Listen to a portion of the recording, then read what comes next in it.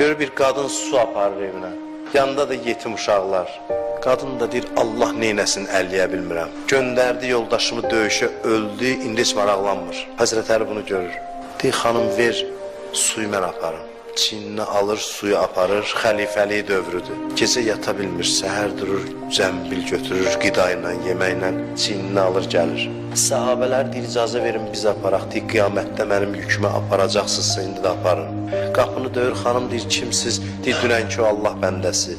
Deyir, Allah səndən razı olsun, amma Əlidən şikayət eləyəcəm qiyamətdə.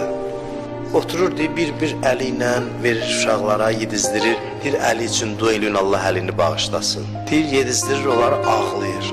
Əlini halal eləyin. Əli səhlənkarlıq eləyib sizin barə özü. Halbuki heç bir səhlənkarlıq eləməyib. Deyir, yaxınlaşdırır özünü oda. Deyir, ey Əli, dadır bu odu. Qiyamətdə yetimlərə biganə olanlar bu odda yanacaq. Deyir, bu məqamda qonşu gəlir, görür, tanıyır. Deyir, Əmirül Muminindir, Əli ibn Əbi Talib. Deyir, vay, ağa çox utandım, üzr istəyirəm, həya elədim, mən bilməmişəm. Deyir, cavab verir ki, mən xəcalətliyəm, mən utanıram sizdən. O əzəmətdə Əli ibn Əbi Talib yetimlərlə rəftarı, davranışı budur.